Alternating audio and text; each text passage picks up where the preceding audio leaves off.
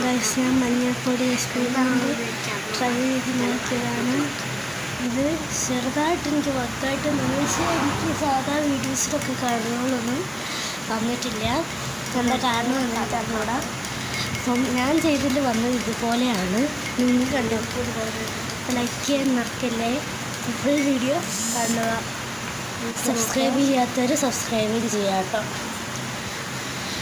ആദ്യമായിട്ട് എൻ്റെ വീഡിയോ കാണുന്നതെങ്കിൽ സബ്സ്ക്രൈബ് ചെയ്യണം, പിന്നെ ലൈക്കും ചെയ്യാൻ മറക്കരുത്. അപ്പോൾ ഇതാണ് ഞാൻ ചെയ്ത എക്സ്പെക്റ്റേഷനിൽ എനിക്ക് കിട്ടിയത് ഇതാണ്.